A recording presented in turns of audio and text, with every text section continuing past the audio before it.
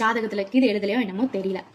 தென் இப்ப almost Kongu culture ஆகட்டும் எல்லாருமே என்ன பண்றாங்கன்னா, பையனுக்கு சொத்து இருக்கா, வாடகை வருதா, அது மட்டும்தான் தவிர்த்து ஃபேமிலி நல்ல ஃபேமிலியா பையன் என்ன பண்ணிட்டு இருக்கான். ஆனா இன்னொரு இஷ்யூங்க, இது ஒரு ரொம்ப பெரிய இஷ்யூ என்னன்னா, பையனை நம்ம கேட்கும் போது எல்லாருமே என்ன சொல்றாங்கன்னா, பையன் ரொம்ப ஒழுக்கமான பையன் அப்படின்னு சொல்றாங்க. யாருக்குமே உள்ள போய் பார்த்தாதான் தெரியும். ஸோ யாரையும் நம்ம குறையும் சொல்ல முடியாது. அப்ப ஆடியோ மெசேஜஸ் நியர் டு ஒரு 5 to 10 minutes பக்கத்துல ஆடியோ மெசேஜ் எங்க அப்பாவுக்கு சென்ட் பண்ணியிருக்காங்க. அந்த ஆடியோ மெசேஜ் உண்மையாலுமே கேட்கும்போது அவ்வளோ அலறது, ரொம்ப கஷ்டப்படுறது நம்ம ஓப்பனா பார்க்க முடியுது. அந்த ரிதன்யா என்ன சொல்லியிருக்காங்கன்னா, நான் பிசிக்கலா மென்டலா ரொம்பவே அடி வாங்கியிருக்கேன், தாங்கி வந்திருக்கேன் அப்படின்னு சொல்லியிருக்காங்க.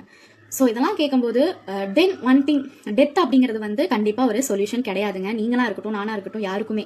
ஏன் அப்படின்னா டெத்து ஓகே, ஆனா அவங்க டெத்துக்கு என்ன காரணம்? சொசைட்டி தான். சொசைட்டி சொல்லியிருக்கோம் 2.5 கோடி ரூபா போட்டு அவன் கல்யாணம் பண்ணான், இப்போ என்னாச்சு நின்றுட்டாங்க. சொசைட்டி கொலைக்காம போய் அங்கே இருந்துருச்சு.